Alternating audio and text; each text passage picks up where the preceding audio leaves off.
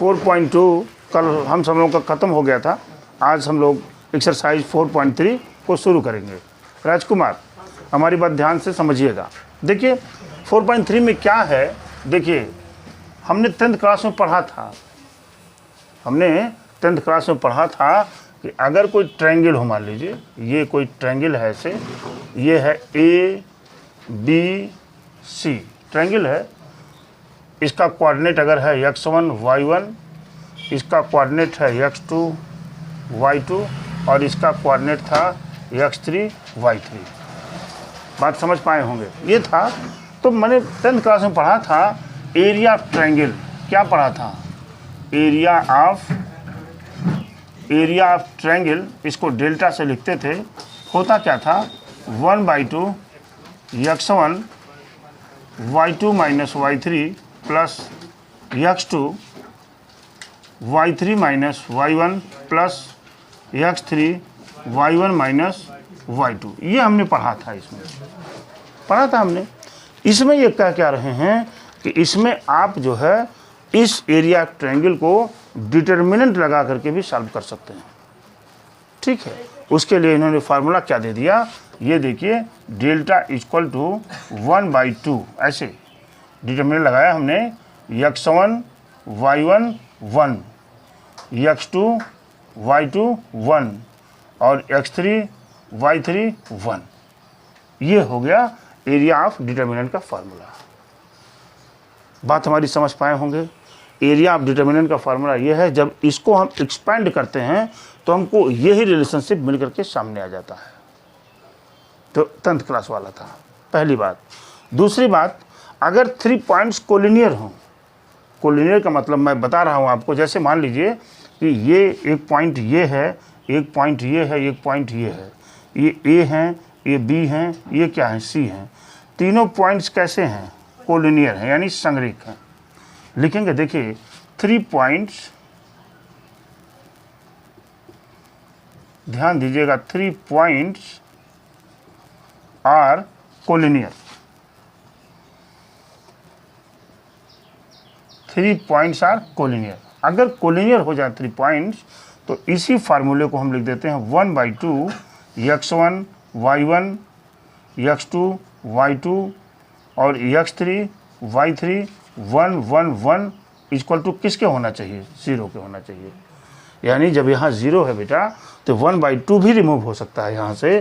तो इसको लिख सकते हैं बराबर x1 y1 1, x2 y2 1 और x3 y3 और 1।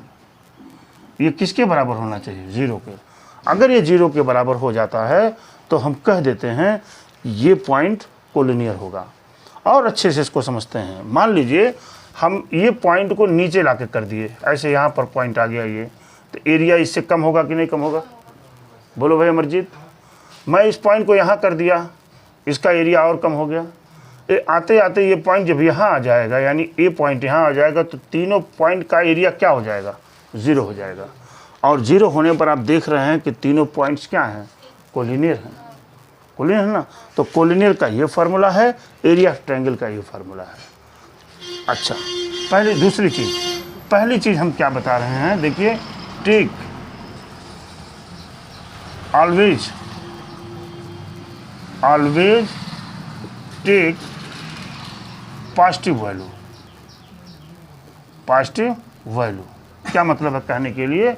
अगर कभी भी एरिया ऑफ ट्रायंगल्स की वैल्यू माइनस में आ जाती है तो उसको हमेशा हम क्या करेंगे?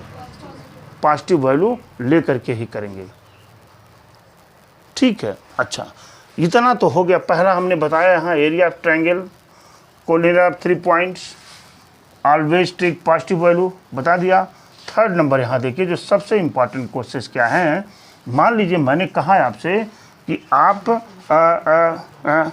इक्वेशन ऑफ लाइन निकाल दीजिए। इन्होंने क्या कहा? इक्वेशन ऑफ लाइन निकाल दीजिए जो 2 पॉइंट से पास हो रही हो। कहाँ से पास हो रही हो? 2 पॉइंट से पास हो रही हो। जैसे मैंने कहा कि मान लीजिए कोई पॉइंट ये है, कोई पॉइंट ये है, ये पॉइंट ए है, ये पॉइंट बी है।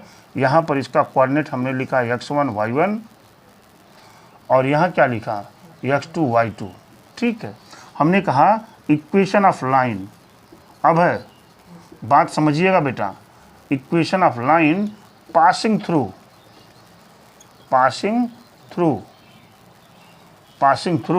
है ना 2 पॉइंट्स। ऐसा इक्वेशन ऑफ लाइन आपको निकालना है जो 2 पॉइंटों से पास करे। ठीक है, उसके लिए भी डिटर्मिनेंट का यूज हम कर सकते हैं। मान लीजिए कोई पॉइंट हमने ए यहाँ भी ले लिया, एक ABC पॉइंट यहाँ मैंने ले लिया, इसका कोऑर्डिनेट हमने क्या मान लिया, XY। क्या मान लिया बेटा, XY कोऑर्डिनेट मान लिया। तो इसके लिए भी है डिटर्मिनेंट, लगाएंगे हम वही formula x1 y1 x2 y2 और xy1 1 1 ये इक्वल टू 0। ये इक्वेशन ऑफ लाइन का फार्मूला मिल जाएगा आपको। अभी जो हम एग्जाम्पल्स देखेंगे तो सब कुछ क्लियर करेंगे। अच्छा, चौथी चीज़ मैं आपको सब बताने जा रहा हूँ, देखिए ध्यान से। चौथी चीज़, अगर ये कह देता है कि एरिया ऑफ ट्रायंगल 8 है तो आप इसका वैल्यू बताइए। तो वहाँ पर जब एरिया ऑफ ट्रायंगल की बातें करेंगे तो वहाँ उस वैल्यू को, एरिया ऑफ ट्रायंगल वैल्यू को हम प्लस और माइनस दोनों में ट्रीट करेंगे। अभी हम एग्जाम्पल्स का क्वेश्चन लेंगे तो एकदम क्लियर हो जाएगा।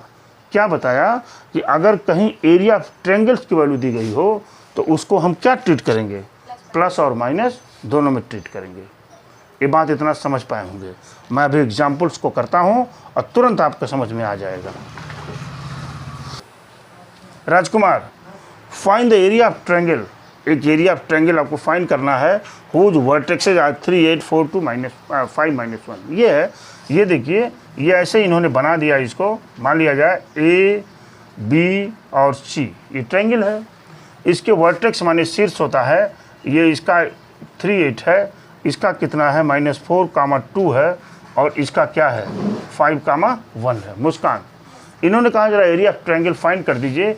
आप लिखेंगे यहाँ एरिया ऑफ ट्रायंगल, इसको हम डेल्टा से लिख रहे हैं, ठीक है ना। फार्मूला क्या है, x1 y1 की जगह पर क्या है 3 8 1, इसके बाद क्या है -4 2 और क्या 1, फिर क्या है 5 1 और क्या 1। ये मिल गया आपको। यहाँ तो 1/2 तो आ ही रहा था, क्यों। अब हम इसी को एक्सपेंड कर दें। अब एक्सपेंशन करने का तरीका, चाहे इन दोनों को 0 करके एक्सपेंड करिए, चाहे डायरेक्ट एक्सपेंड कर दीजिए, देयर इज नो डिफरेंस, कोई अंतर नहीं है। देखते हैं हम, इक्वल टू 1/2 यहाँ पे लगाया मैंने। पहले 3 को चूज किया कि नहीं किया, ऐसे काटा ऐसे काटा, एक 2 एक अन्य 2 माइनस क्या हुआ 1 प्लस ये बीच वाला क्या हो जाता है माइनस होता है ना, -8। ये हुआ, ये कट गया, ये कट गया, कितना बचा -4 और हर्ष -5 प्लस 1 लिया मैंने यहाँ, इसको काटा इसको काटा, -4 -10, ये तो मिल गया आपको। अमरजीत, 1/2 कितना हो गया ये 3 और यहाँ पर बचा 9, -9 हुआ ना, -9 इसमें गुणा हुआ 9 × 72 प्लस 72, क्यों। और यहाँ पर कितना हुआ -14 और गुणा होगा -14। क्लियर है। ये कितना हो गया 1/2, 72 और 3 75 -14, 75 में से 14 गया शायद 61/2 यूनिट स्क्वायर, इसका एरिया हो गया।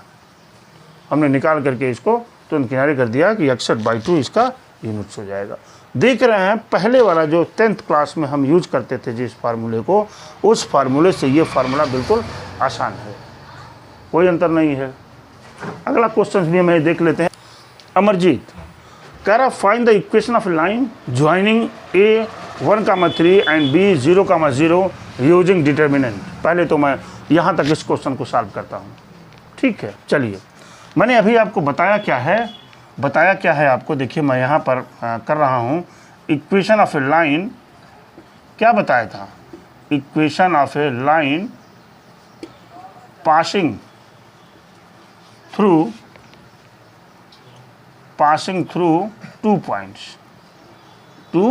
पॉइंट्स।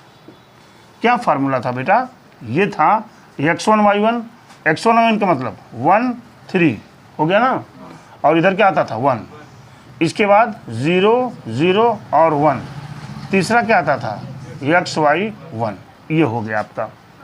और ये इक्वल टू किसके हुआ करता था? 0 के। यही तो है ना इक्वेशन नंबर। ठीक है, बहुत ध्यान से जब इसको हम देखते हैं तो ये R2 के अलॉन्ग अगर मैं इसको एक्सपेंड कर दूं तो हमारी सिर्फ एक वर्किंग बचेगी। कौन सी वर्किंग? 1 वाली बचेगी ना, बाकी 0 वाली वर्किंग करने की जरूरत नहीं है, इसकी भी नहीं, इसकी भी नहीं। लेकिन जब इसके पोजीशन पर जाएंगे तो ये क्या पोजीशन है? 8 to 3, यानी -1 पर पावर 2 + 3 आएगा ना। 2 + 3 का मतलब ये वैल्यू किस में जाएगी? माइनस में। तो क्या लिखेंगे? -1। हो गया कि नहीं हो गया?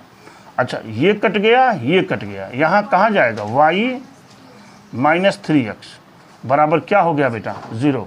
क्यों जी? माइनस को अंदर ले जाएंगे तो क्या मिलेगा?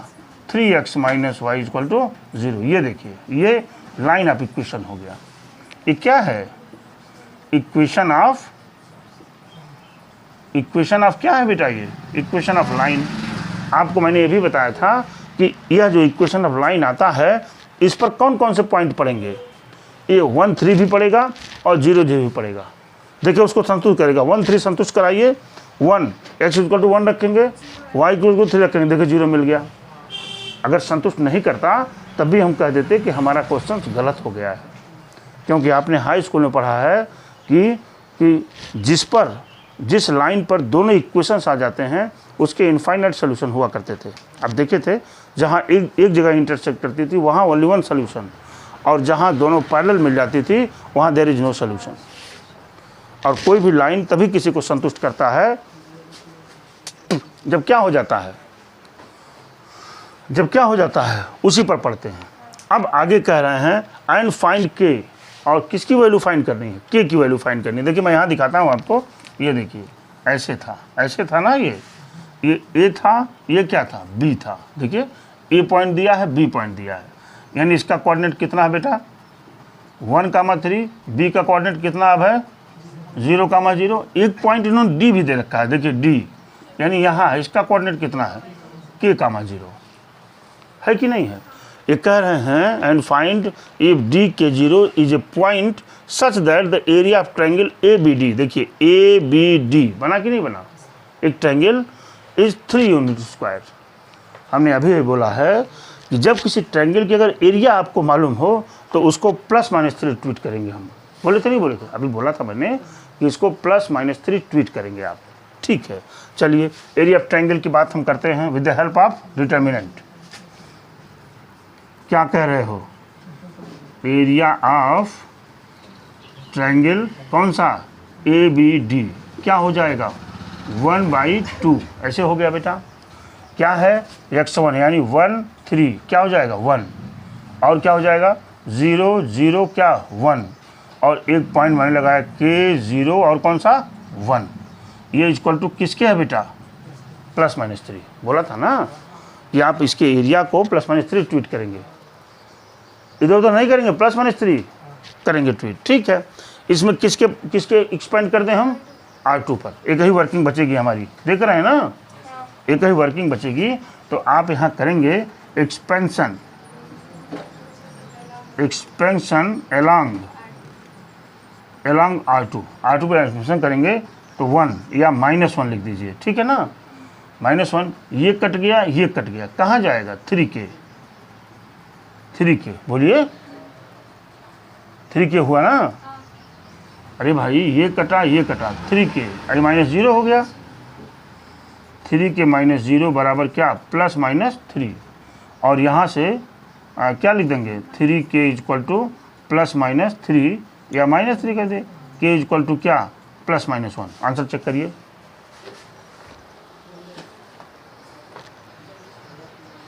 क्या मिल जाएगा बेटा?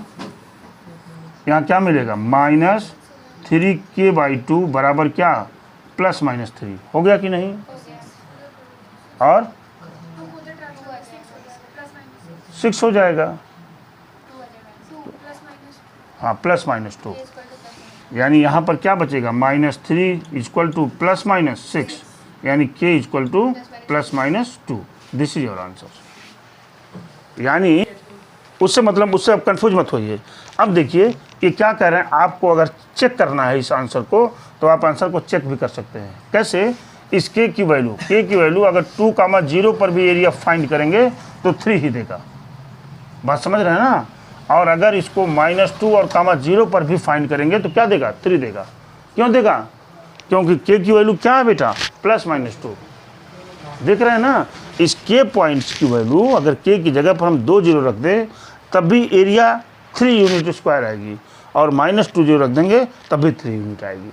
ये हुआ। इसी तरह से आप एक्सरसाइज के सारे क्वेश्चनों को घर पे सॉल्व कर लेंगे आप, और मुझे उम्मीद है कि एक्सरसाइज 4.3 आप पूरा का पूरा सॉल्व कर लेंगे। अगर नहीं आएगा तो कल आइएगा, आप पूछिएगा कि सर ये क्वेश्चन नहीं आ रहा है, मैं तुरंत आपको बता दूंगा।